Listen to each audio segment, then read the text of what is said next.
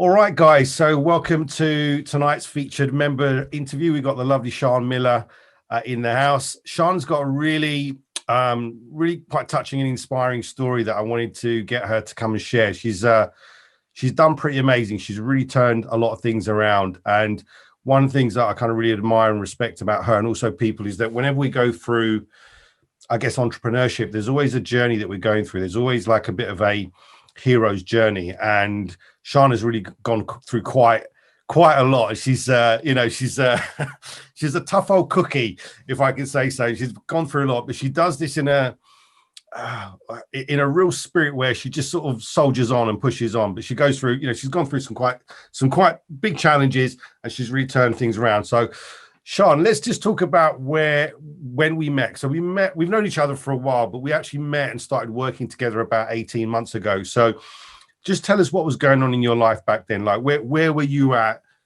Because you had quite a lot of challenges, Yeah. So when we first started working together, I was in a pretty bad place, but without knowing I was in a pretty bad place. Financially, I had a lot of debt that wasn't my debt, which was unfortunate. And then I was just kind of in a situation where everything was just really, really overwhelming, like financially, relationship wise, with the kids, just life. Life was tough, but me being me, just laugh and get on with it. Yeah, you're kind of one of these people who takes it on the chin, right? You don't complain about it. You took it on the chin, but you was in a situation that was challenging. It was difficult. You got two young boys. Remind me again, how old is Frankie and Hadley? Frankie's 8 now, isn't he? Frankie's 8 and Hadley's 3. 3. Okay, so you got an 8-year-old and a 3-year-old son, and you obviously had a lot of debts and stuff that were not your debts, but part of something that happened as a result of a previous relationship you're in. And that kind of set you back. And like you say, life was really tough for you back then. There was just challenge after challenge. But from what I remember, you kind of got used to that, and that became the norm for you, right? Mm-hmm. It was about, for me, it was about getting by, and it was a survive. Like, as long as we are surviving, then there was no, it's going to get better. It wasn't going to get worse. It was just a day by day. Hopefully we get through today, every day. Yeah. So it was a tough place. And I remember when we had conversations, you really were surviving. And I think it's a really important point that you made there, because what we're going to talk about tonight is your journey, how you've gone from surviving to thriving. So that's really cool. So tell us, what was it like? What did day-to-day life surviving look like? What, I know you mentioned about like finances and challenges and stuff like that. What was like your reality of like day-to-day going shopping and things like that? What was that like? Because that was pretty tough from the conversations I remember we had. Yeah. So just to fill in a little bit so everyone understands like the background story is I was married, happily married, without knowing a lot of things. And my husband actually turned out to be a gambling addict that I wasn't aware of. And I took it upon myself to try and help it and fix it, which actually then just took my whole life away with it. So things like having to budget everyday normal things that you don't even think about, like lunch. If he was to spend £5 on lunch, it's too much because we didn't have the money. I'd have to check the account probably 2-3 times a day to make sure that there was no contactless payments being made. I had to ban him from having cards. I had to, with the kids, they'd say to me, Mum, can we get this? No, you can't. Got to the point where even, shopping, I couldn't spend for a family of 4. I was making sure that, £60 maximum was being spent. I had to figure out what was going to be more important that month, like diesel. Do I get diesel or what am I doing? And it was just, like I said, it was about surviving just every day. It was really, really hard, but I didn't ever let on how hard it actually was, because there's a bit of a thing for me. It was like, I can't admit that it's this bad because I want to pretend that I've got, the family, the marriage and everything like that, when actually in reality we're just drowning, absolutely drowning. Yeah. It's a tough call. Excuse me. It's a tough call. And I think one of the things we teach in the Code of Reaching Excellence is some of the patterns of behaviors that we do and we go through. I call it the dark side D behaviors, which is, one of them is denial. When we're going through stuff that's really painful, really uncomfortable, and we've got this idea that we want to have this lovely, perfect family unit or business or lifestyle, but the reality is somewhat different. It creates that distance in us, and we don't always want to see it because it's pretty painful. So that was kind of what you was going through on a day-to-day basis in terms of the practicalities. But how was it emotionally for you? It was just exhausting. You kind of, I think I took my vows almost too seriously, sickness and health, and it was making me sick. I back many years ago, I was in an abusive relationship, which ended up going through court for domestic violence, and as a result, I had PTSD. But what my husband used to do is say to me, if I got so exhausted because I'd run myself out, he'd say, "Are you having an anxiety attack? What's wrong?" And it's like, you're what's wrong, in all honesty. And then it started emotionally really grating on me that I was going to working my absolute arse off, to be quite honest, to survive, when at the same time, he's going to the pub, he's doing this, you've got the kids, and it was so stressful. And you see other people with their kids, they're going on holiday, they're doing this and that, and it was when my eldest son said to me, "Mum, do you remember when I was 3 and you were a single mum?" And I said, "Yeah, I do remember." And he said, "And you saved up all your money so that we could go on holiday." He said, "Why can't you do that now?" And that was like a real turning point for me, where I was like, I can't. And it was really hard having your own finances, but yet having to sort someone else out, like all the time, like religiously. Every day there'd be something new. So it just got to a point, it was just overwhelming, it was drowning, it was frustrating. I'm working all these hours and I'm getting nowhere. Because although you chip off at debt, you've got the interest. So you're always just, you're there, then you're there, then you're there, and it's never ending. It was a tough old call for you. I remember speaking to you and being around there at the time, but you was in good old Sian spirit, you kind of took it on the chin sort of thing, and you was, flexing your muscles. You weren't going to let it kind of buckle you, but it was obviously a really tough time for you. So we started to work together, and of course we went through the Code Reaching Excellence program. We went going through that methodology. What was it that started to shift your mindset? Because we obviously used to have a lot of one-to-ones, and we used to meet up and talk. What was it that started to make the difference for you? What was it that kind of started to open your mindset? The one thing that will always stick in my mind forever is that you can't give to someone when you have nothing else to give. And every day I was getting up and I was giving everything to sort this out, to the point where I remember going to my mum's and my kids were talking to me and I was just staring, and she was like, "What are you doing?" I said, I can't, mum. I said, I can't give to them right now. And I think that was a real turning point for me, where I thought, I'm giving all my energy to someone that isn't willing to help themselves. And I'm trying to fix something to fix all of us, when actually if no one's interested, then you're not going to help them. And then it took me a little while, and then I thought, do you know what? Enough is enough. When it came, the real turning point for me as well was that he basically told everyone that I had a money problem, and that I'd spent a load of money, which was a real turning point for me. And then I saw it as a toxic situation. I don't have time for toxic. A lot of you know me. I'm pretty brazen and I'm pretty blunt. And I literally just thought, no, I can't keep giving when I've got nothing. Absolutely. So we learned that concept of having an emotional bank account, and we can only give what we've got. If we haven't got it because we got something or a situation that's draining us, then we've got nothing to give. And of course that's going to have an impact on your boys. It's going to have an impact on your happiness. It means that if someone else is drowning, you're trying to prop them up emotionally, and they're not willing to get out of the water, so to speak, they're going to drown you with them. So that was a kind of wake up call for you, the big realization. What was the decision you made when you saw that?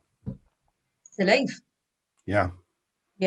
I felt bad, more so again for the social norms of, I'm breaking a family up. And then I sat down and spoke to myself and thought, I'm not breaking I'm not doing it. It's not me that's doing it, And then I made a decision. I held my ground a lot, the house is mine. I have the mortgage on the house is mine. He was going to try and take me to court for half of my house. And I had to explain, the kids live there. It's not just, your anger on me. Your children live there. It's in my name. I pay for the mortgage. I put the deposit down on this house. You need to go. And it got really messy. It did get really, really messy. But like, I'm one of these people that I don't get overly emotional, and I get a bit pissed off, really. And it's like, you need to stop taking advantage of the situation. Go and stand on your own 2 feet. And I remember the final thing I think I said is, I almost feel like I'm losing one of my children because he was the third child. Yeah, I remember that in the conversations that we had. It was a tough old call, but that's not what you need. You don't need another child. Absolutely not. So great. So you went through that realization. Okay, it was a tough old call. You realized that that relationship was dragging you down, causing you a lot of financial strain and everything else. And as we started to work together, you kind of, I guess, awoken from that. And we started to go through the process of creating a compelling vision for you. So just share what kind of stuff we put on there, because we went through that process. Many of the people on this call have gone through that process of creating a compelling vision, because you've actually, we'll talk about this in a bit of detail, you've manifested most of the things that you want. So let's talk a little bit about that process. How was it for you when you was going through that process, in terms of you visualizing the things that you wanted, but you also believing whether you could achieve them or not? Yeah, so I think I was probably one of your most frustrating clients, most likely, because I had a real play it safe.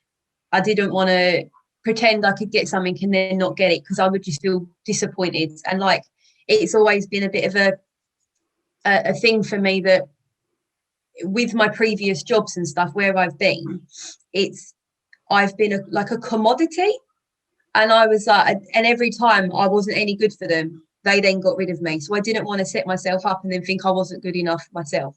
So I'd set myself, I wanted a new car. That was always the biggest one, wasn't it? Yep. But I wanted a Kia Sportage because it was very family friendly and cheap to run. I still want a Kia Sportage, but yeah. I wanted to be able to just go, take the boys away, go on holiday. I wanted to, not check my bank account all the time. And the one thing that I always kept saying was I wanted to be comfortable, but I could never put a figure on comfortable. You used to always say to me, what does comfortable mean? And I don't know. I don't know what it means. But they were like my main things. And I wanted to be within the next 5 years debt-free. Ideally. So we went through that process. It was a little challenging for you to define exactly what you wanted. You wasn't frustrated. I was just pulling around your belief system when we was working together and unpacking stuff so we can get to what the root causes were, remove some of the limiting beliefs, remove some of the fear so you can start to manifest what you wanted. So you wanted to be comfortable. You wanted to not have to check your bank account. You wanted to have the car. And I remember as we went through this process, you changed what you wanted, the car, didn't you? Did you put a different car on there? Yeah, I wanted a Merc. And then I realized that although I wanted a Merc is like, even now, it's not economically friendly when you have horses. Mm-hmm. It's not. Okay, so we scrapped that. So we started to get this vision together of what you wanted to create, and how you wanted to be from a financial point of view. So that was really great that you was doing that. So let's talk about what vehicle that you use to actually start manifesting this stuff. So for most of the people on the call, we know that you are an estate agent. Let's tell us about where you work, and let's talk about your role in that business. Okay, so yeah, I'm an estate agent, but I'm not your typical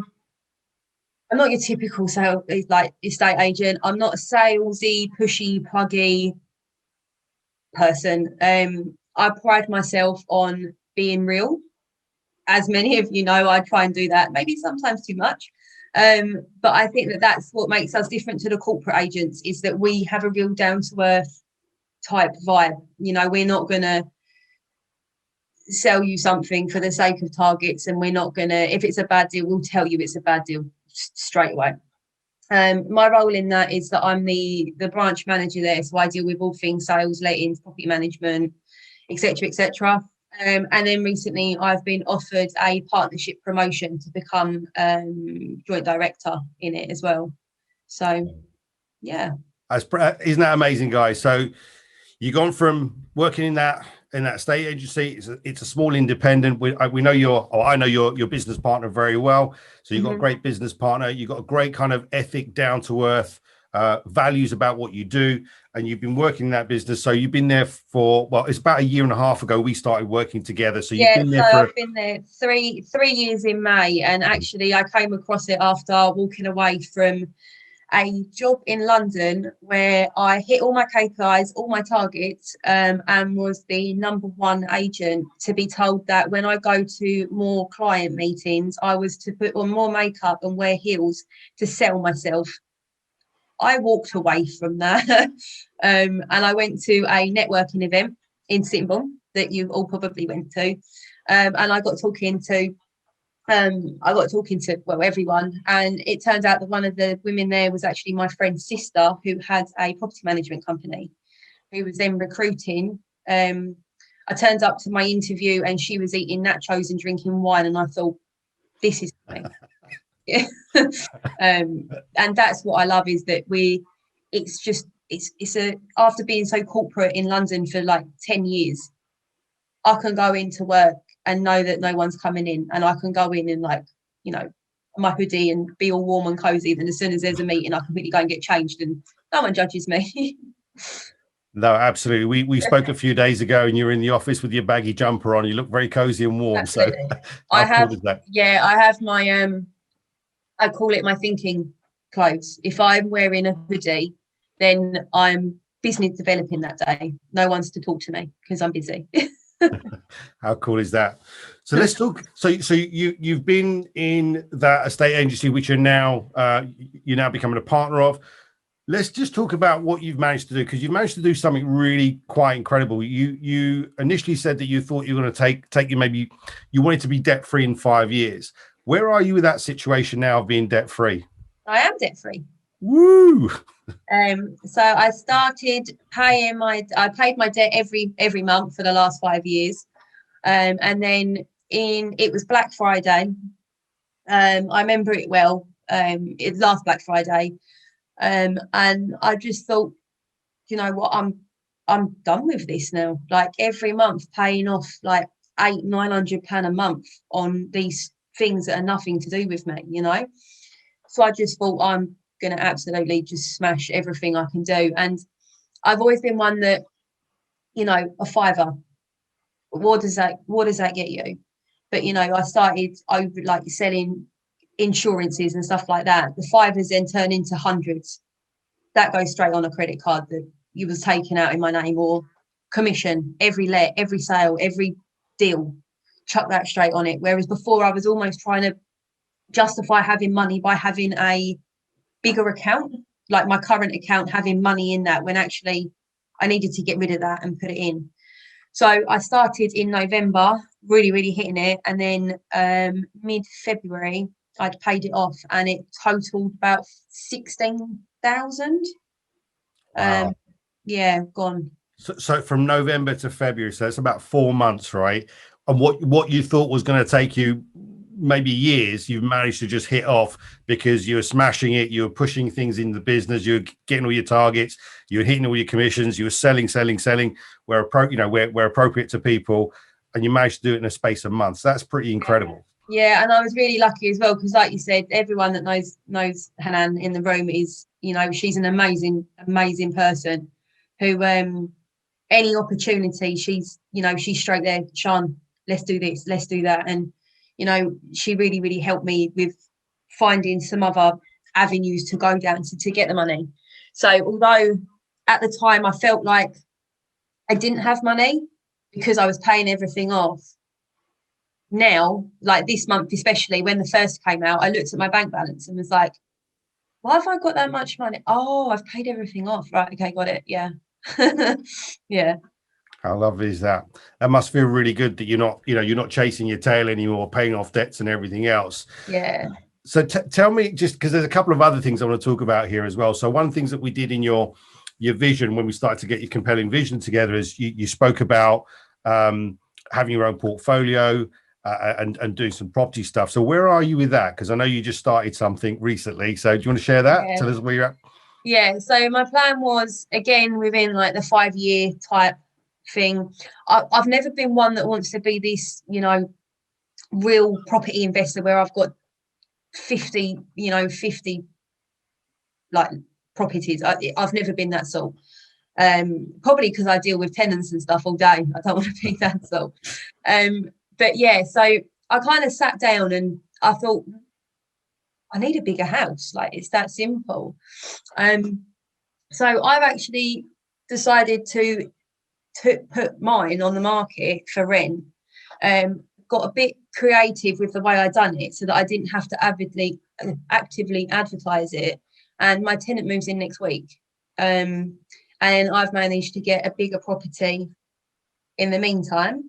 So my plan is then I've got quite a lot of equity in my property. So I was planning on renting it for the next 2 years or so. And then looking at selling, but my tenants are actually in a position where in 2 years they're looking to buy. So I think we're probably going to do some sort of creative deal with that, get it gone. And then by the time I've sold that plus the rental income, I'll get my little family home that I wanted in 10 years. Nice. So what you thought it was going to take you 10 years to get, you probably do this in about 2 now. Yeah. How amazing is that? So you've really spun things around. You've gone from being in a toxic relationship, a load of debt, being emotionally empty and drowning, to getting, out of debt within 4 months. You've got a partnership now within the business that you're working in. You've now got your house rented out and you've got a strategy as to what you're going to go and do. And that's going to help you to get to a bigger place, that you want for your family. How do you feel on a day-to-day basis, like emotionally? Like, how are you feeling now in terms of, just day-to-day life? What's that like for you in terms of what you experience? I just feel free. I don't check my bank account all that much. I did see something yesterday I thought was quite good. That was about like implementing your savings by printing out your bank statements, highlighting the wants that you've spent, then splitting that into 25% and investing it next month. But Amazon is really, and Just Eat and Uber Eats has really recently taken over like my life, in all honesty. So I'm not going to do it because I feel really guilty. But yeah, just being free. And now I'm in a really, really, really happy relationship where he is into property and also has a horse. So for me, it's a win. So you're perfect man, right? He's got a horse and he's into property. Yeah. Houses and horses. You need nothing else in life. How cool is that? Yeah. So, and now as well with the kids, I mean, lockdown's been a bit tricky, given, but they can, if Frankie says to me, Mum, can I have £20 to waste on my PlayStation? Then yeah, you can, there you go. Or if we go to a toy shop, Mum, can I have this? Yeah, pop it in. Obviously they're not spoiled because they will be horrid children, but it's just nice to have that bit of freedom where I can do it. And also, I got a bit overexcited the other day about lockdown being lifted, and I was looking through holidays, and I don't have to look now and think, oh, can I spend that? I don't know if I can spend that. Let me work it out for the next 3 weeks, then become, obsessive about it and then not do it anyway. So yeah, it's easy. So, and that's a real kind of shift, because life you previously was not easy. It was the opposite. It was tough. It was a struggle. It was challenging. It was empty. It was drowning. You was dealing with someone else's kind of problems, drama. Now you've got to this place where life is easy and you're starting to thrive. And that just seems like it's a really nice place for you. It's a nice place for anyone to be. What impact has this had on your kids? Like, how are your kids feeling now that you're in this place, in this space? They're just nicer. like they are. They're so much nicer. And obviously we spoke the other day about Frankie picking up on what I'm doing. So when I'm at work, he's with my mum and they go out for their dog walks, and then I'll get either like a message from him, or when I get home, he's like, Mum, look at this list. This is, number 2 is advertised with this agent, and it's, I've seen it for the last week. Let's write to them. This is for sale. What do you reckon we can get on it? Like, this one's for rent. Okay, then, and he'll make a list. And then I was looking through Rightmove the other day, and he said to me, Mum, you could just go through this, like, and we'll go and find the houses and we'll see what number they are, and then we'll write to them anyway. So he's become like a little saucer of an 8-year-old. So 8-year-old Frankie is now looking for deals for you, right? Yeah, if anyone needs a saucer, then I reckon he'll do it for a skin on Fortnite. We'll have him. We'll fight over him. Have him, please. But yeah, like, and even when I explained to him about what we're doing with my house and stuff, like, he was shocked about the money you can get renting. So then he was like, well, if you get that much, if you save that over this amount of time, that you need 10, he's a real maths genius, but you need 10% on this or 20%, then this is how much we need to save, this is how much we need. And he'll go into it. He will really go into it. And I think he's going to be investing by the time he's 10. Yeah, absolutely. Sounds like it. Yeah. I mean, how many 8-year-olds do you know that like know how to look for deals, source them, and also are doing the maths of like how you save up for your deposit, your 10 or 20% deposit? That's pretty incredible. Hopefully it'll come in handy. Yeah, well, you got your own source here. He'll be doing deals for you, you know? Yeah, exactly. Yeah. Hadley just assumes that every house we go to, he's moving into it. So we've got time there. That's really awesome. So you've gone through this really amazing journey of going from like trying to survive to thrive. Life is good for you now. You've got this great position and this partnership. You've got this great new relationship as well with houses and horses. Life Absolutely. Is really good. Like, you know, you really, everything seems to be really good. And you've done all this, like, whilst we've had this pandemic and everything else go on, which has been a bit of a challenge, right?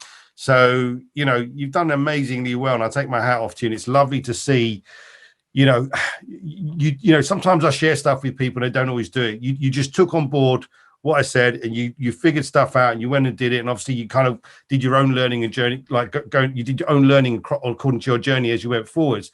And that's really amazing. So what's next for you? Like, what are the next steps for you? I don't know. Given what's happened in the last 4 months, anything could happen with me. But no, I think the next, where are we now? What month? March. The next 6 months is going to be really dedicated to the company, really, really pushing them, you know, pushing the figures, getting us. I'm not interested in the quantity of what we do. I'm interested in the quality of what we do. So rather than having, you know, 1,000 managed portfolio, I'd rather have 100 good properties, because nothing worse than a bad property. We've got a little thing going on at the moment as well, where business partners doing a lot of sourcing at the moment. I'll then catch up for, you know, investors that aren't around our area. I'll then catch up with them, take them on as, you know, managed properties, build up like that as well. Yeah, and I'm just really hoping to get, you know, loads of holidays in all, if I'm going to be totally honest. I think I was getting a little bit burnt out last year at some points, because I was obviously working really, really hard, and, you know, and I'm really lucky to work with someone that is as generous as she is. And, you know, I came in one day and she said, right, pick somewhere to go. She said, you're going to go for a weekend away. So I think I picked somewhere like it's some like camping holiday, because that's a bit me. And then she went, no.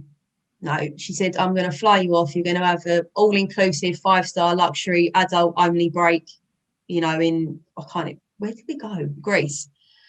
And it was like that level of self-care when I was away that I realised that, you know, it's all right to recharge. You will burn yourself out and you can recharge. Whereas I've always been someone that's like, go, go, go. I'm broken. Send help. Yeah. So, yeah, I'm hoping to get a few holidays in. I'm happy with my car choice. Don't need a new car as of yet. Yeah, we'll just see what happens. And then obviously, you know, I've got to, this is the new place here now, so I've got to try and fill it with furniture. It's a quality problem to have. So that's really cool. So you spoke a little bit there about, like, you know, you working hard and like getting to the point of burnout. And I know that you've shifted a little bit, because one of the challenges that I used to have with you, I used to say to you, Sian, reach out to me and contact me when you need something or when you're stuck. Don't wait until the next time we got a scheduled call, right? So one of the things that you've done now is you've shifted that, and you now more comfortable to ask for help and support. So just talk a little bit about that, because it's a challenge that a lot of people go through. Sometimes we can just want to do it all ourselves. Sometimes it's being an entrepreneur and, hey, I want to look infallible. So just talk a little bit about that journey of how you kind of got to that point where you realized it's okay to ask for help, and you started to ask for help and support when you needed it. Yeah, so back then I think it was a situation of I had so much going on. There was all this debt, the kids, we were approaching, a pandemic. It was just insane. And I knew I needed help, but I couldn't define what I needed help with. Was it the kids? Was it the debt? Was it my mental health? What was it that I needed help with? But I also felt like I had to be very, very independent with it, because I knew the extent of how bad it was, with me, for him, etc., etc. And then once I had a bit more clarity, I was able to then start asking for help, whether it be if I was having a day where, everyone has days where you get up in the morning and you think, no, not today. Ringing my mum and just saying, do you mind having the kids for an hour? Just while I even have a shower, because a shower fixes everything all the time. If you're in the shower, you can make some really good life choices. So I'll ask her to help there. If I'm having a rubbish day, or there's something happening, I'll say to my partner, I'll just moan, and he'll sit me down, and he's really like thorough in his approach to what's actually wrong, how are we going to fix it, rather than just saying, oh, are you having an anxiety attack or something completely off topic. And then even with work, you never stop learning. Whatever you're doing, you never ever stop learning. And every day, especially with the pandemic in property, I mean, I'm sure everyone's the same, where you're coming across things you've never seen before, and it's like, how should I approach this? Am I going to do it right? Am I going to do it wrong? And me and Hannah, we bounce off each other all the time with things. She always calls me her filter. I'm the one that can put things PG across to people, whereas I'm kind of like, well, how do I phrase this? Can you help me with this? What's the best way of dealing with this? So yeah, I think it's a case of knowing. I now know what I need help with, as opposed to before it was just everything in one go. Yeah. Makes sense. I mean, it was a very overwhelming situation that was in before, and it's great that you can do that. I think it's a real skill set that we need to learn. Sometimes we have to kind of get out of our own way and accept the help that we need. We can't do everything on our own, and sometimes when we got stuff that is so crazy or so overwhelming, we have to kind of stop, like take stock, and then just look at the individual components of what we need to deal with. So it's great that you could do that. And again, that would have had a difference and made a big impact on just the quality of your life and in terms of the things that you do. I was going to ask you, like, your experience of being in the academy, what's that been like for you? And what's been your kind of biggest takeaway in terms of us working together and stuff that you've learned from either myself or being in the academy?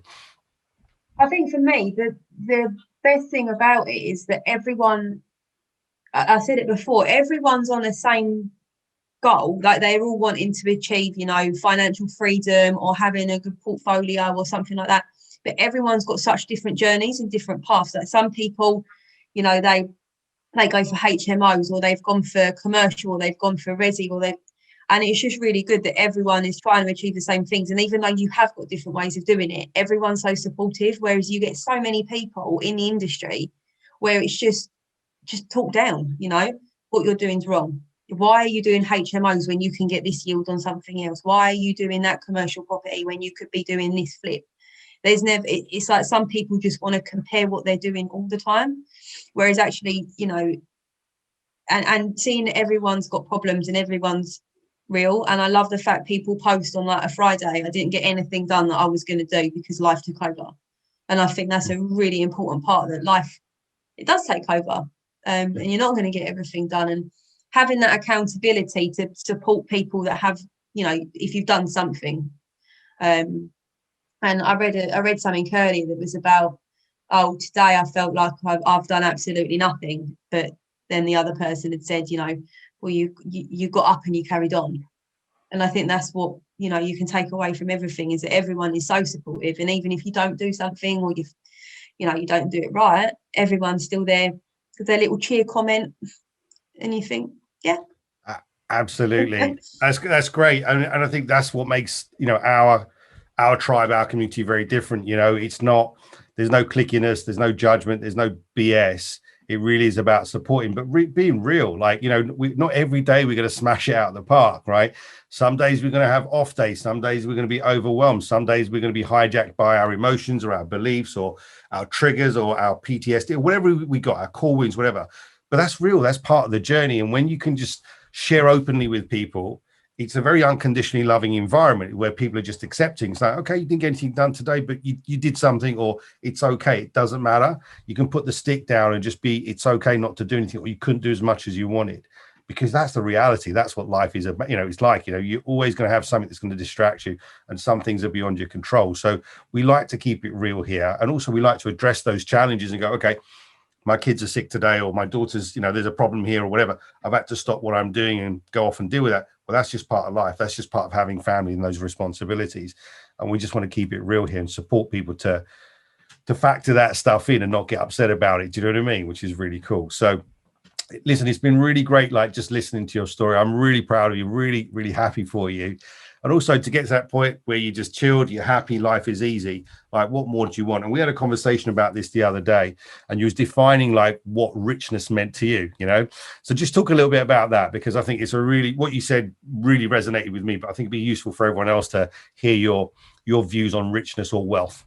Yeah. So when I had to, type up my little intro story for this, it was, for me, I'm not rich. If you look at my bank account, I'm not rich. But how many people that are say I'm rich, But for me, I feel richer than I've ever done, because I've got so much happiness in my life. And, no money could compare to the happiness of, having a happy family and being in a situation where, don't get me wrong, I'm financially as free as possible, but there's still going to be things that crop up but not getting stressed about it. So for me, the richness is having happiness, and also like wealth. Wealth for me isn't measured financially. It's, I've got my health, my children's health, my partner's health. And if I look back to 2 years ago, I was constantly poorly, I was run down, and it just takes a real, impact. So for me, it really has been an eye-opening experience that you don't have to have money. Well, you don't have to be, really, really rich to be rich, and you don't have to have a massive financial pot to have wealth. It all comes down to your inner happiness and peace. Yeah, absolutely. And I've been there. I've been at a point where, on a personal level, I've had more money than I could spend, but I've been kind of spiritually and emotionally poor. If you've got financial freedom without the emotional freedom, you're still living in poverty. So it's a balance of having, enough financial resources so you can live life on your terms and have the things that are important to you. So for all of you guys have been on that journey where you've put your compelling vision together. It's always aligned to your core values, like what's important to you, your family, your kids, your relationships, giving back, contributing. When you can live that life where that's aligned with your values and you've got enough financial resources to support it, that's when you're living your best life. And it doesn't have to be Ferraris and helicopters or, Saint-Tropez or Monaco. If that's your thing, then great. But sometimes it can be a camping holiday, or, I'm going to go spend, I think I said this to you the other day, Sian, when I split with with the mother of my children, the first weekend I had my kids, I was like, okay, I'm going to be fun dad. Let me take them to Legoland or Thorpe Park or something. And Aisha was 5 at the time, and she's like, Dad, I don't want to do that. And we had an argument. She got annoyed with me. She said, I want to go to Capstone Park and have a picnic with Alia. And I was like, really? Like, really? We could do anything. And that's what she wanted to do. And I was like, okay, fine, we'll do it. I kind of gave in, and we stopped off at the Tesco's on the way. And she went out and picked out some strawberries and a strange concoction of food, put it in a little basket, and she skipped along happy. And we put this rug down on the grass, and she was so happy and content, just eating strawberries and chocolate. And I was like, I think I've been missing a point here. So, it's sometimes it's the small things that you do that bring you joy, bring you fulfillment, and bring you happiness that really enrich your life. And if you've got enough resources to do that, then great. So what did it cost us to go to Capstone Park? I think a tenner in Tesco's and a couple of hours. And it was just an amazing experience, and that's it. And I think this is the key thing, guys, right? One of the things that we're all trying to do here is, it's not about having your business or your property business. It's about you having a business that's the vehicle that gives you the means and the resources to live life on your terms, doing whatever it is that's important for you, you know, and you've achieved that. You're where you want to be with your family, you're where you want to be with your kids, you're growing nicely. And I think, like, you know, you're on this path now where you're thriving, but most importantly, you're happy. And I think that's just really amazing, you know. And I think these years later as well is that I can define being comfortable, which I could never ever do before. And I think that when you have an opportunity to earn more and more and more, there is a part of you that can become quite obsessive and greedy, and you lose sight of the little, you know, the little things. So for me now, like my little things, that every morning I wake up, my partner's already put coffee in a mug with 2 sugars, waiting there with the kettle boiled, so I just pour it when I get up in the morning. Or my kids will put, you know, their socks in the washing basket. Something as simple as that brings me literally so much joy. It's unbelievable. But I think the more, when I was trying to chase money to get more money, I was losing sight of the little things around me, you know. And like you said about the, you know, what kids want, you know, my kids are so excited about this sleep out thing next week. I really don't think they realise they're going to be sleeping in a cardboard box in the middle of a field. But in their head, it's going to be like the best experience ever. Yeah. Absolutely. And it just goes to show, doesn't it? We don't have to go and do like these big grand gestures and everything else.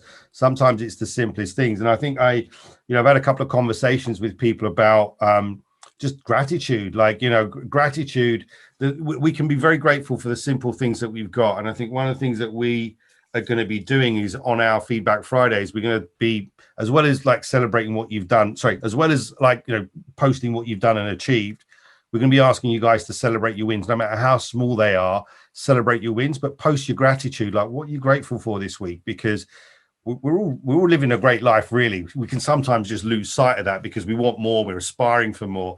What have we got right now that's great? And I think the key thing is, by going through this process of appreciating someone having a coffee ready for you in the morning, it's a sweet, loving gesture, right? You just got to pour your hot water in it. The kids putting their socks away, right? It means you don't have to do it. It's something that's important to you. These small gestures add up and they just make a difference to your life. So the thing is, and I think I mentioned this to someone in the community recently, you know, the things that we appreciate. So if you think of a house appreciating in value over time, when you start to appreciate something, you value it even more. And it just gives you a different level of richness in your life. So, you know, if you want a richer life, not just from a financial point of view, just look at the things that you can be grateful for and look at the things that you can start to appreciate, and just practice appreciating them and go, wow, I'm really grateful for my house. I'm really grateful. I mean, I've been really grateful for the central heating. I went on site today and it was freezing, came back home to a warm house. It was just like, wow, it's nice and toasty here. Or get in the car, it's got heated seats, lovely. So it's these little things that we can appreciate that just increase the quality of our life, just through shifting our mindset and focusing on what we've got already, which is really wonderful. And I think I've taken away, because I obviously, some of you might know, I do a lot of charity work anyway. And this is half the reason I wanted to get my kids involved. Like Frankie's done all these sponsored fun runs with me and the colour runs, and then I wanted to get both the kids involved in the sleep out so that they are also aware of having gratitude for what they got, because kids don't know anything else. They've got a roof over their head. They don't know that there's people out there that sleep on the streets. They don't know that, you know, they might not eat for 3 days and stuff like that. And I think it's just about giving, you know, back what you can. And like I said about my tenants that are moving in, you know, not to divulge too much into their situation, but they viewed one of our properties, and she'd had a CCJ for about £50, if that. Paid it within 32 days of being issued it, because she was 2 days over the 30 days. She wasn't allowed a tenancy. She couldn't, it was on her credit file. And she broke down to me. She was crying her eyes out to me, viewing this property because of what had happened. And I thought, you know, you're never going to get anywhere. And she said, all I want is for me and my partner's kids to be a family. She said, and I'm never going to get that. And I said, you know what? I'm taking a risk. Mine's the same size, same layout, same budget. Let's do it. Both of them were just absolutely beside themselves. And it made me feel really, hopefully they do pay their rent.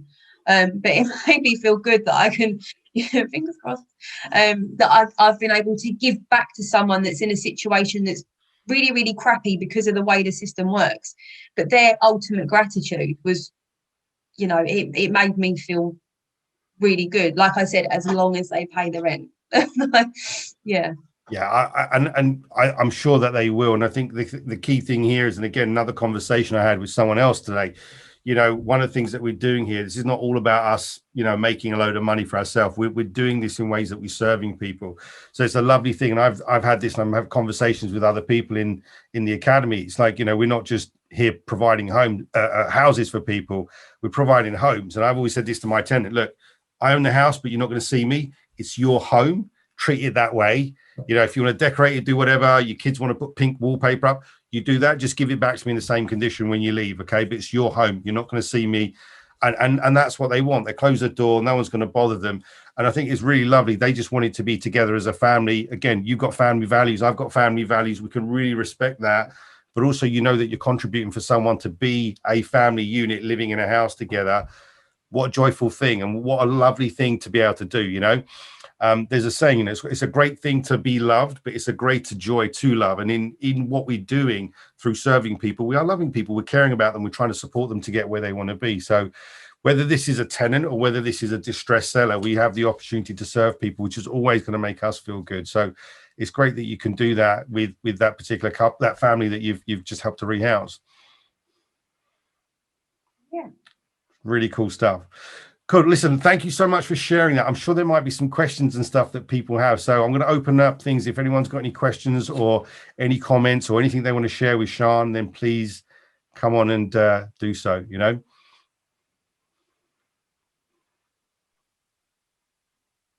Hi, Sian. My first time, so really good share. Thank you. Learned loads from you as well.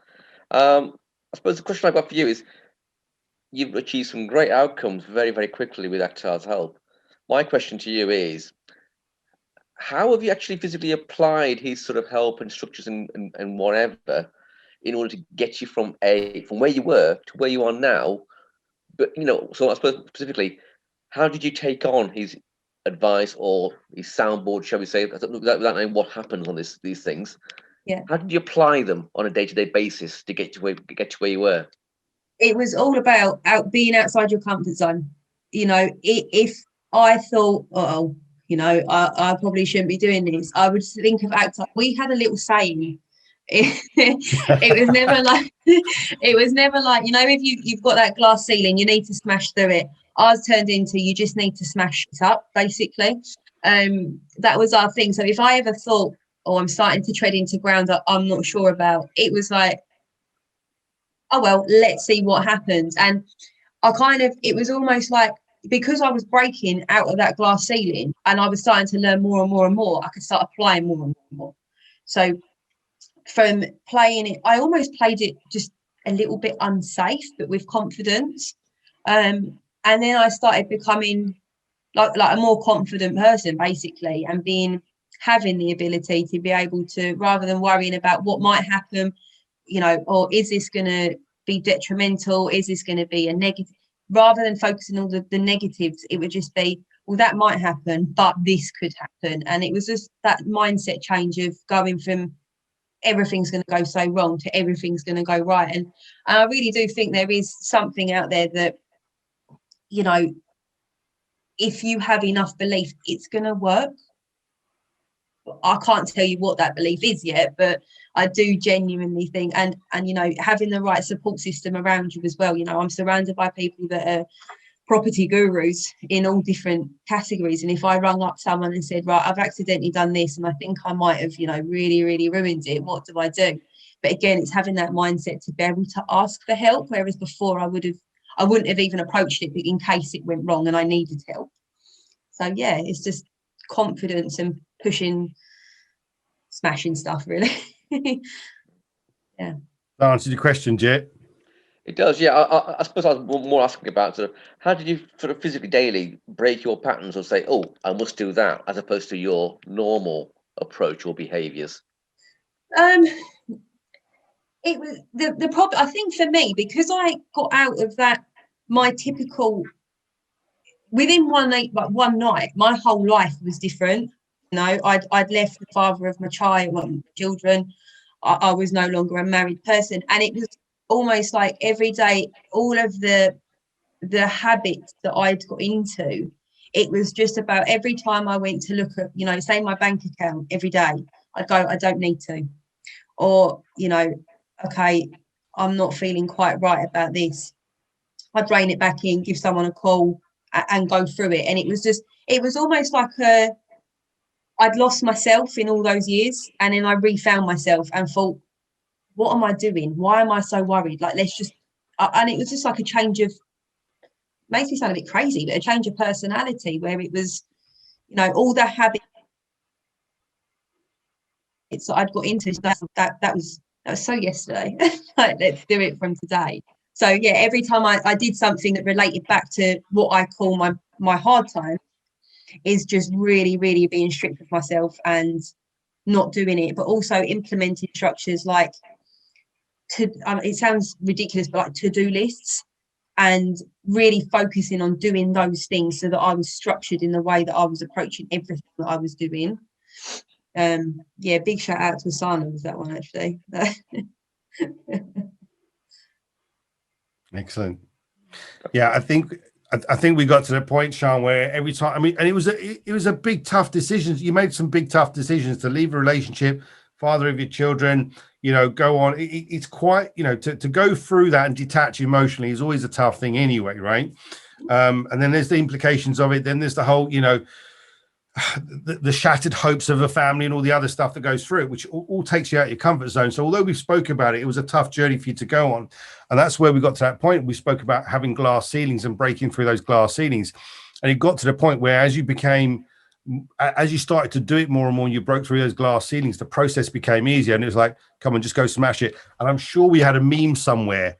Do we have a meme somewhere? Did we create a meme? There was some sort of meme, but I can't remember what it was. But I think it was a picture of Sian. I created a meme saying, "Go, I'm Sian," or something like that. Go smash it up, just to remind you to go keep smashing through those glass ceilings. So it's that process of getting out of your comfort zone and just keep doing the work. And it's a lot easier when you've got supportive people around you, a right tribe, you know, mentors or whatever. It's going to be a lot easier for anyone to do, because the way that our mind works, it wants to keep us, you know, that part of our brain that wants to keep us alive, wants to keep us in what's familiar.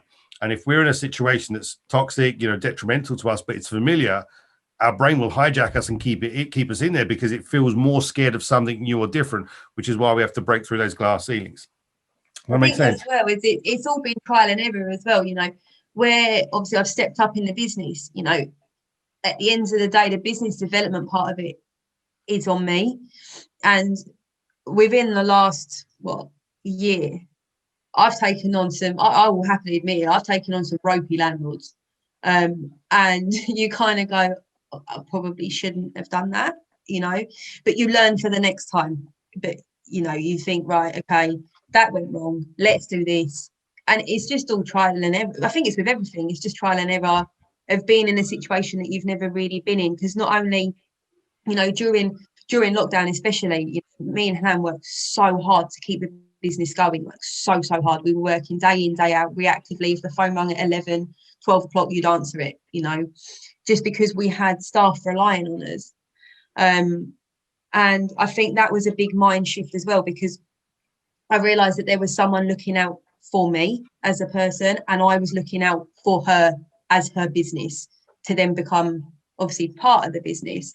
And you know, it was a bit scary at one point because no one knew what was happening in the world. And yeah, I think it was just putting in those actions, that having something that makes you want to succeed as well is a massive thing. Yeah Pretty awesome, huh? Good. That answered your questions, Jit? Yes, thank you. Thanks, good. Sian. Anyone else got any questions or shares or any comments they'd like to share with Sian?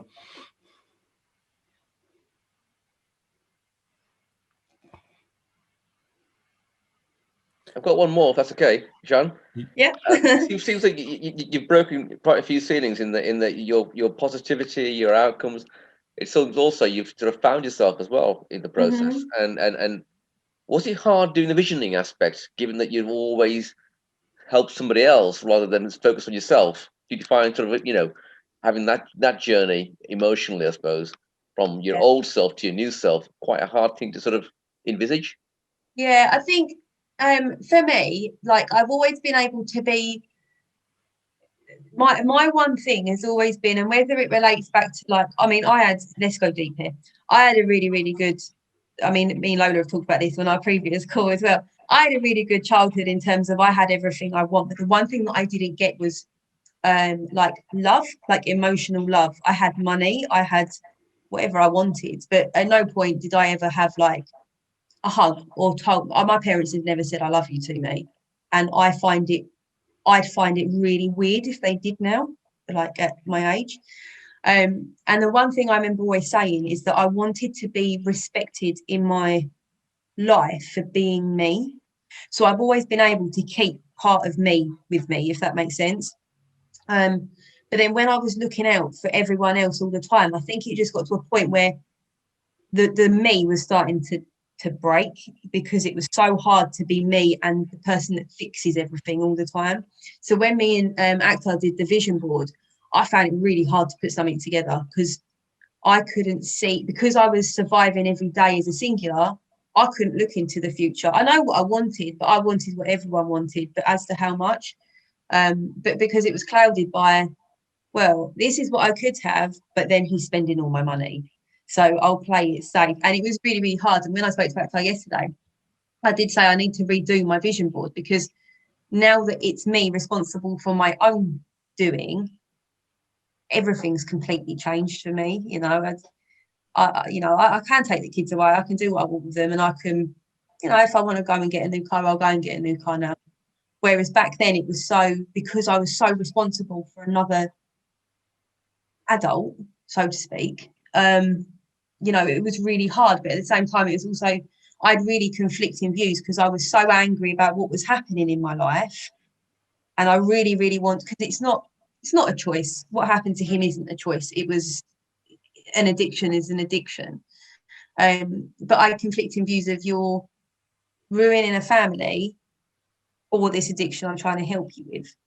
And I think I battled with that conflict for a long, long time. And then when it was done, I was kind of like, oh, I'm responsible for me. Let's do some different stuff. Yeah. So I think it was really hard visioning things because of other people's influences, whereas now it's not. Super cool. Thanks for sharing that. Maura, did you want to share something? I thought I saw you share. I thought I saw your finger go up. Maybe I misunderstood. They're kind of frozen on a death stare at each other. They have. Oh, they're back. Sean, Yeah. it's me too. I know where Sean's coming from. I can't say too much because my mother's here.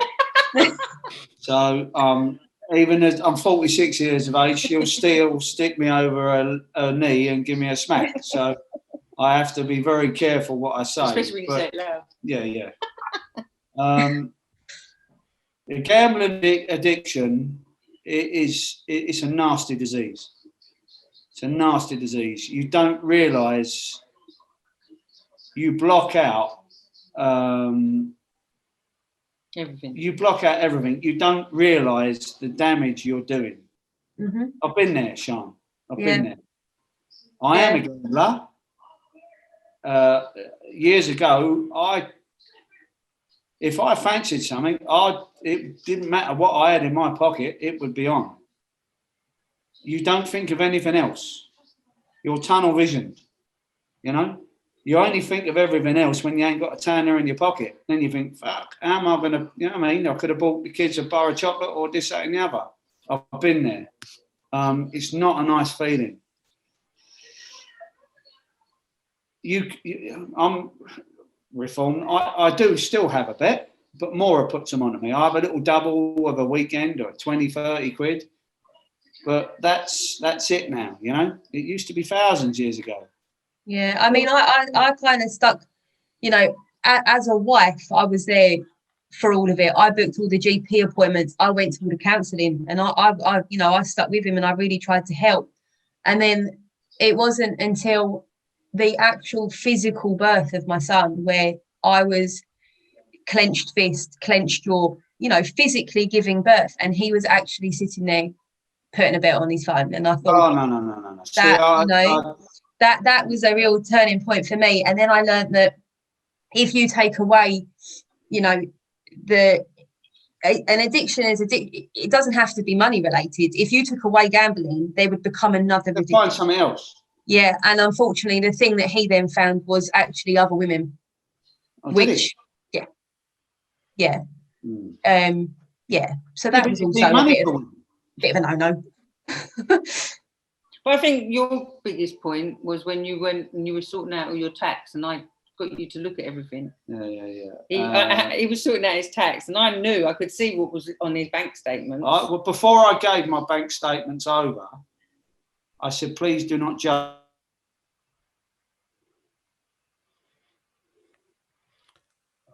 10 years worth I was sorting out. And I gave over. Listen, when I was with my partner, the mortgage was paid, the bill was paid, the food was there. I was a bit different, but I earned a lot of money. But the money that I earned, I spent, and you know. But then I got with Maura, and she said, "Right, we got to sort you out." And I had the bank statements for about 2 or 3 weeks before I gave them to Maura. And I didn't look at them, but I knew what was on them. And she come round one night, because we're at my mum's tonight. And I went, yeah. I said, but please don't judge me. And I'll tell you what, she looked through them, and I tell you what, we nearly party company. And that is the truth. Well, I think the hardest part for me as well was that, like I said, I'd gone to all the appointments, and I understand, you know, I'm a grown up. I understand it's an addiction. I know you don't just wake up and go, do you know what I'm going to do today? I'm going to spend all of my money on nothing. But the problem is that I didn't get on with his family. I didn't get on with his family from the get-go. And I made it perfectly clear that I was never going to like them through circumstance. And I had to be the bigger person and actually approach them and say, look, do you know the situation that your son, your brother, you know, is in? And they just said, you know what? Your problem is you're being, their words were, you're being a selfish bitch with his money. And I was like, right. And then the next thing, you know, we sat down and we talked about the gambling, like me and him. Then you've got maybe like his sibling texting him, oh, this race is on at this time. Who would you put your bet on? I know you're good at betting. Oh, this football score, I'm going to do an accumulator. What do you reckon? And it was like, you're just swimming against the tide when you've got a family like that. And, you know, I ended up making a bit of amends of his mum. And she said, his dad's exactly the same. The apple doesn't fall far from the tree. And I said, but why is no one helping anyone? I don't, you know, if everyone teamed up and helped. Because they've got to want to help themselves. And that was your turning point. I took the bank statements to do all of his stuff. And I said to him, I said, can you do me a favour and just highlight all the phone bills for me, please? But it wasn't that I wanted him to look at. And it was that he.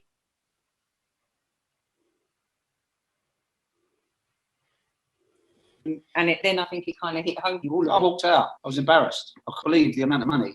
That's what it is, though, isn't it? There is, there's that, you know, there's that shame that is associated with it, and I understand that, yeah. But for me, you know, when you're physically giving birth to someone's child and they're on the end, like they're on a sofa, there, you know, oh yeah, well done, keep going, you know, I'll quickly put that on. I wasn't. No. See, I wasn't. That was not me. No, the best 3 things of my life are my kids. You know what I mean? But I would, hold on, love. Could you wait 2 breaths? I just want to put the 240 at Linkbuild on. No, you know what I mean? That's pretty much what it was like. Like, we got 5 minutes because the race is going to start. Yeah. So I've got this vision that between contractions, between contractions. Hey, baby's come quicker than me else. It's named after what everyone won. It's a joke. It's not funny.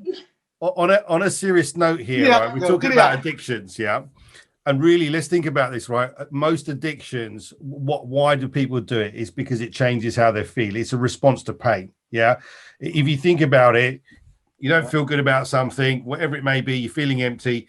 You go and do whatever. Go put a bet on. You know, go have a drink, smoke a joint, get high, go shopping, whatever it is.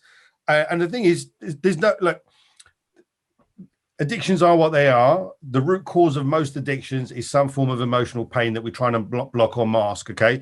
And it's okay as long as you do something about it. Do you know what I mean? So it's a shame that your ex-partner wouldn't do anything about it. A shame for him, but you know what? It's sometimes how it is. You can lead a horse to water, but you can't make everyone drink, you know. Do what's best for you. Can I say something? Yeah, go for it. I used to go to Cheltenham every year for the week. And after the first day, I didn't even, well,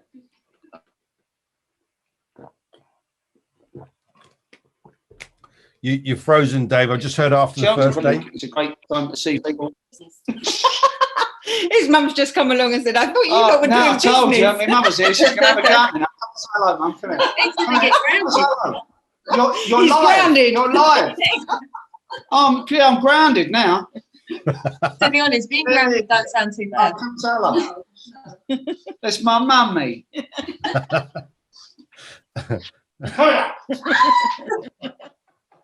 Oh, we're getting Dave's mum on now. She's run away. Bless her.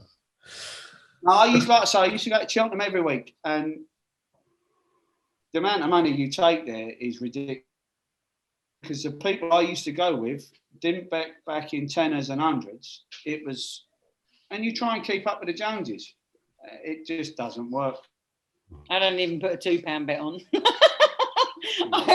I'll go and I'll barely put £2 bet on. I think like now. Go on, sorry, go on. Yeah, sorry. Now it's almost worked in everyone's favour, because when he did leave, I've known him since I was 4.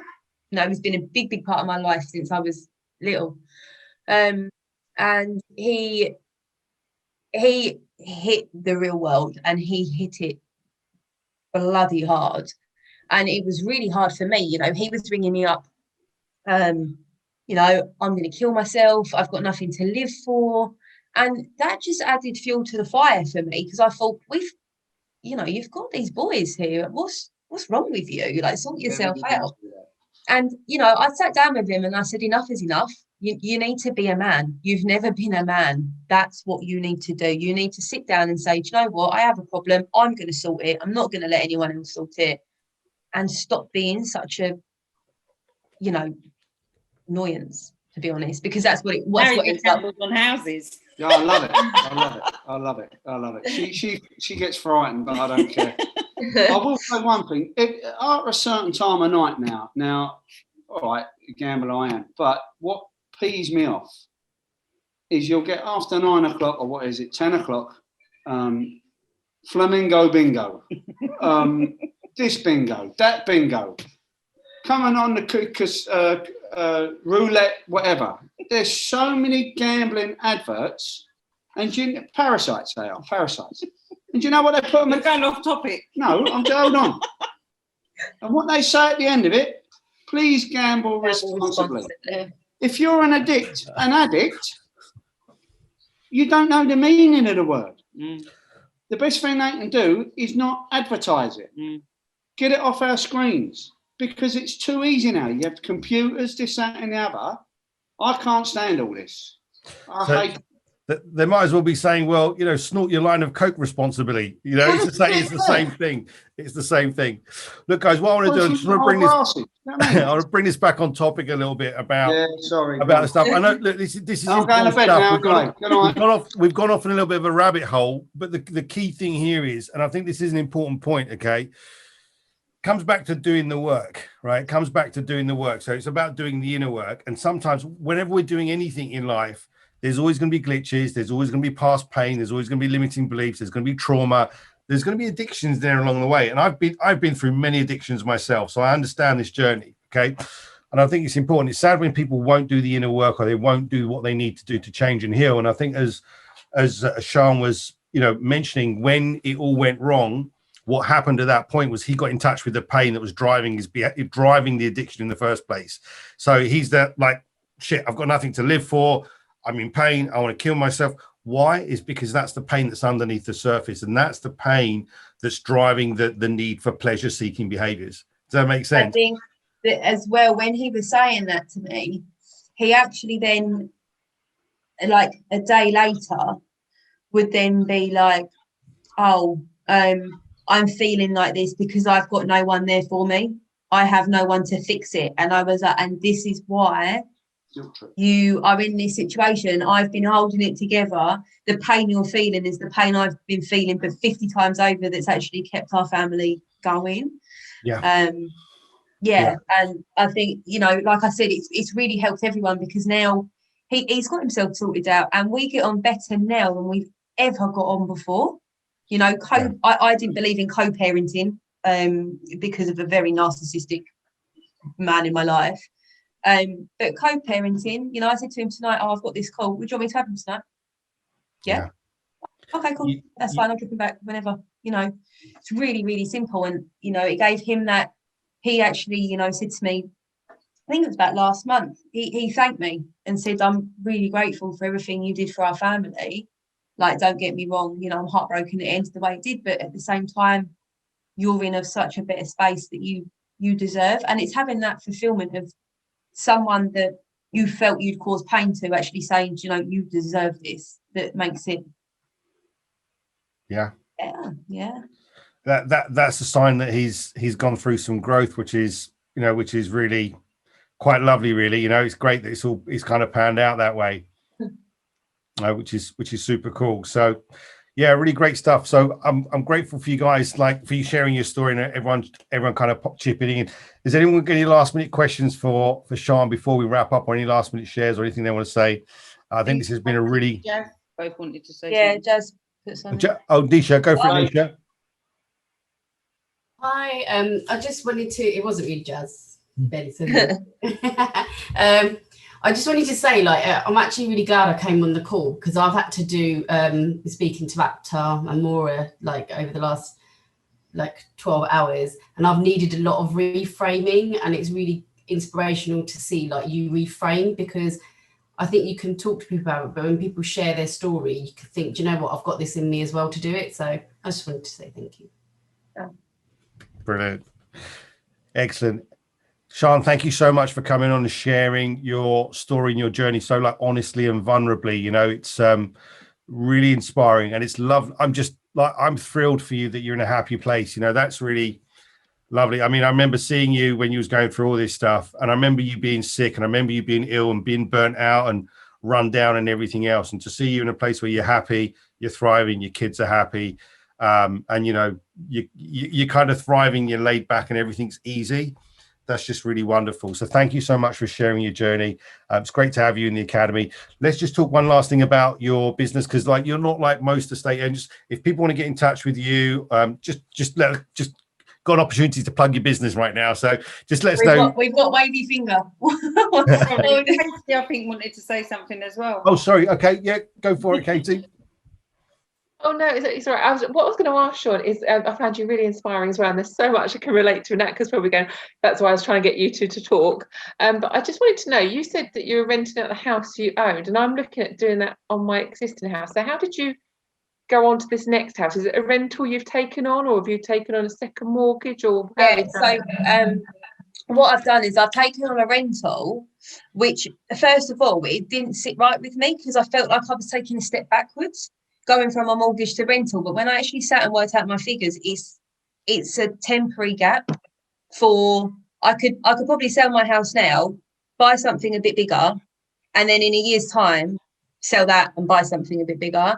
Whereas I'd rather just bridge that middle bit, save up X amount, and then move on to the bigger place, basically. I'm just curious as to what you've done, because I was thinking everything's spinning at the moment on my scenario, because my house is under offer, but I'm thinking, oh, do I do it? Don't I do it? Yeah, I did originally. I did think about just putting it up for sale and getting it gone. But then I thought, well, if I can make an extra, even if it's an extra 10k in a year on that, that's still an extra 10k to put down a deposit. And by the time I take out my equity from my property, it gives me a massive deposit to work with, you know, on my next one. Whereas if I was then just to release it now, sell it, get something new, like I said, I'd be in a situation this time next year, I'd be like, oh, I've got to move again. and I hate moving. I've actually lived on my estate for 30 years. My mum and my sister live the next road down from not this house, the other house. And then this one's actually 2 roads down. So I've managed to stay. Yeah, I mean, my sister does win because she actually bought the house next to my mum, the actual semi-detached property. She wins on that. But yeah, I've been here for 30, and I know eventually I'm going to have to go, but like for now, I'm going to just wait for something to come up that I can buy here. Thank you. No worries. Good stuff. I'll ask one question quickly before I go. Won't be a long one. No, go for it, Ali. Thanks for sharing, by the way. How's everyone doing? So I think it was a touching story for me to hear, and also get inspired, because there was a lot of things I feel like I'm finding hard, but when I hear stories like this, I'm like, no, it's peanuts. So it's great. But I just wanted to know, Fran, that's really quick question, really. What's your best habit you basically got now you didn't have before, that now you wouldn't change for if you wouldn't change forever now, going so that you can push yourself forward? So what's your best new habit you got currently now you didn't have before, that you're going to keep now to project you forward further? That's what I really want to know. Yeah, my best new habit, and one that could potentially get me into a bit of bother, but I'm hoping it doesn't, is almost like why not? You know, I've got that mindset of, well, it could go really wrong, but I'm going to make it right. Whereas before it would always be, it's going to go wrong, I'm not doing it. Whereas now I'm just I take so many, in property you have to take risks, it's a risky thing, but I take so many risks on a day-to-day basis, it's unbelievable. Like sometimes my partner will actually say to me like, stop. And I'm like, no, we just keep going. Because I've lived that life of always worrying about what's going to be next. It's almost like like I said earlier, I've got this belief that if it's going to happen, it will happen. And that is a really, really important habit for me now, is just to go, let's see what happens. If it goes wrong, it goes wrong. It's not going to be the end of the world. Whereas before, when I was in that environment, it could have actually been the end of a lot of things for me. If I had, lost, let's just say, for instance, £200, something minimal as that could have been a bailiff knocking at my door. Whereas now it's like, let's make it happen. And I think it's really, and I don't obsess anymore, which, it took up so much of my time. The amount of times I'd print bank statements and I'd go, oh, I've just spent £10 on something I shouldn't, and having that guilt. Whereas now I'm like, no, I'm not going to feel guilty, and I'm going to just, I think it's a bit about winging life and just seeing what happens. I think the really important distinction that came out of what you've just said, and I think this is something that I thought earlier on but didn't mention, is you've shifted from playing not to lose to playing to win. Yeah. So instead of worrying about losing and battening down the hatches, you're now going, I want to win. So let's go do it. Let's take the chance. It could go wrong, but what if it goes right? Or let's focus on it going right. We'll deal with it. So you've started to play life like you're playing to win, and that's a really important distinction. Yeah, that sounds good. Good stuff. Cool. Were there any other questions or anything else? Thanks, Sean? Good stuff. Okay, cool, guys. So listen, Sean, tell us a little bit about your estate agency and what you do, and also what you do that's a bit different, because you understand investors, you understand a lot of the underground strategies. You're quite unique in what you do. So why don't you just let us know a bit about your agency and what you do and how you can help people and how people can get in touch with you. Sorry, I'm actually, if you're wondering why I'm lean, I'm hugging my radiator in hope that I'm going to get warm in a minute. Yeah, so we're a little bit different. Like I said, I've always been from a very corporate background, and I hated being like this, like I said earlier, like a commodity. I absolutely hated it. And, this is your script. This is what you say to people. This is what we do. And I wasn't about that. So because we're independent, we have the ability to really tailor make packages for people. If you're an investor, we can know what you're looking for. We work closely with some of the big corporate agents that before things even go live, they'll give us a quick call. Have you got an investor for this? Yes, we do. Right. Let's knock off this much if you can get someone for it. Okay, let's do that. We're able to, prices and stuff. Then they'll go, well, They're not negotiable if you're going to be my client, but they're negotiable in the grand scheme of things. So when you're, you know, talking to some of the bigger corporate agents, they're not able to budge on their pricing because they've got overheads to pay. But because we're independent, we don't have the massive overheads that corporates do.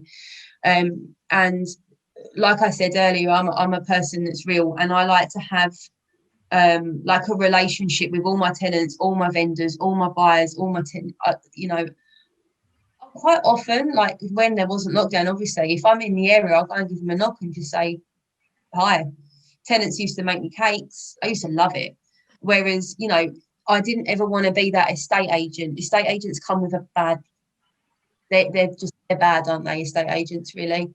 I didn't want to be like that. And you know, when I look through our reviews and stuff like that, I'm just really proud that we're a team that we work because of how we are as people and as individuals, rather than, you know, these corporate type KPIs and aims and targets and stuff like that. So yeah, like I said, we tailor make all our packages. We can make bespoke packages. We've got people, you know, we deal with sales. We've got probates going on at the moment. We've got investor stuff going on at the moment. We've got what else have we got? I've got a luxury apartment for sale. I've got a retirement home for sale. You know, we do all kinds of things, but because we